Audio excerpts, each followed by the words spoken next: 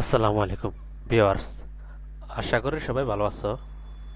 তো তোমরা যারা আমাকে মেসেজ করছো ওয়াই রিলেটেড ডাব্লিউএস কোশ্চেন কিভাবে করে, আশা করি এই ভিডিওটা তাদের অনেক উপকার আসবে।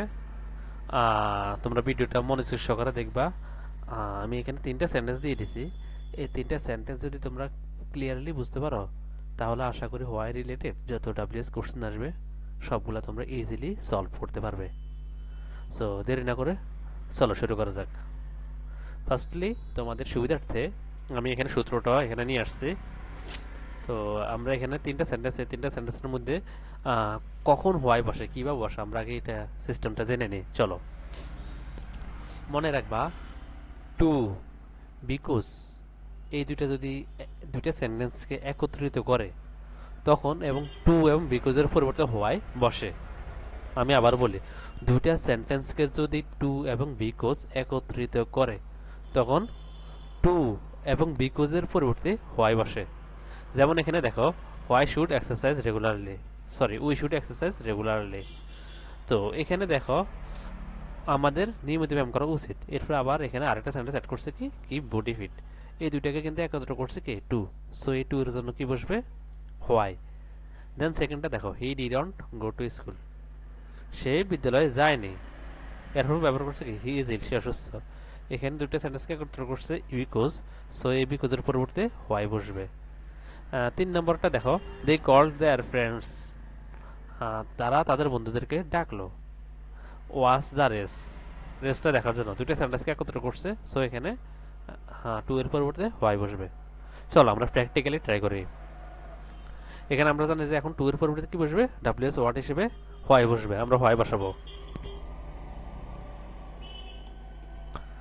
ডাব্লিউএস ওয়ার্ড হিসেবে আমরা হোয়াই বসেছি। দেন আমাদের অক্সিলারি বার বসাতে হবে। এখানে দেখতেছি আমাদের অক্সিলারি ভার্ব হিসেবে শুড আছে। সো আমরা শুড বসাবো।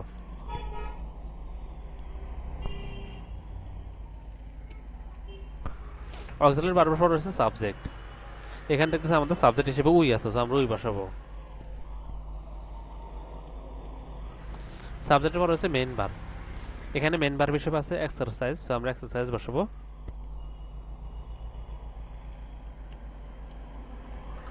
মেইন ভার্বের পর রয়েছে এক্সটেনশন। এখানে এক্সটেনশন হিসেবে রেগুলারলি আছে। সো আমরা রেগুলারলি বসাই দিব।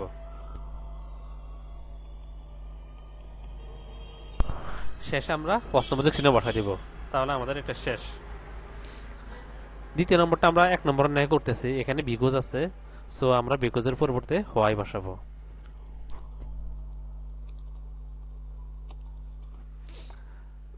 ডাব্লিউএস ওয়ার্ড হিসেবে আমরা হোয়াই বসাচ্ছি। দেন আমাদের এখানে অক্সিলারি ভার্ব বসাতে হবে। তো অক্সিলারি ভার্ব হিসেবে আমরা এখানে দেখতেছি ডিডন্ট আছে, ডিড আছে। ডিডের সাথে আমরা নট আছে, ডিডন্ট লেখাবো।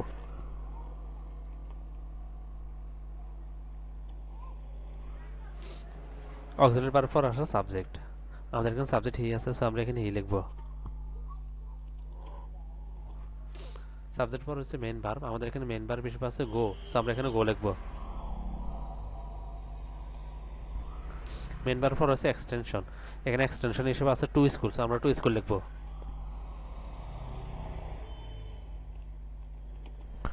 শেষে প্রশ্নবোধক চিহ্ন। তিন নম্বরটা সেম, এক এবং দুই এর ন্যায়। এখানে আমাদের দুইটা সেন্টেন্সকে একত্র করছে টু। সো আমরা টু এর পরিবর্তে হোয়াই বসাবো।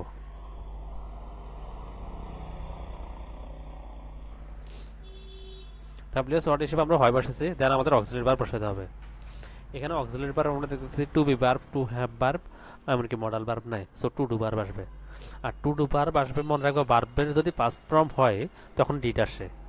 মূল ভার্ব হলে ডু আসে। আর ভার্বের সাথে এস বি এস যোগ থাকলে ডাজ আসে। যেহেতু এখানে ভার্বের শেষে ইডি যোগ আছে, সো এখানে ডিড আসবে। এরপর সাবজেক্ট আসবে। সাবজেক্টের পর আসবে মেইন ভার্ব। মেইন ভার্বের পর আসবে এক্সটেনশন। এক্সটেনশন এখানে দেয়ার ফ্রেন্ডস আছে।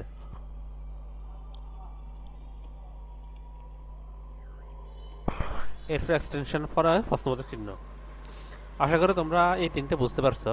তারপর যদি তোমাদের সমস্যা থাকে আমাকে অবশ্যই মেসেজ করবা। আর ট্রাই করবো তোমাদের মেসেজের রেসপন্স দ্রুত দেওয়ার জন্য। আর বারে বারে প্রয়োজন একটু না বুঝে থাকলে বারে বারে এটা দেখবা টেনে টেনে, আশা করি ক্লিয়ার হয়ে যাবে। সে পর্যন্ত সবাই ভালো থাকবা, সুস্থ থাকবা। আসসালামু আলাইকুম।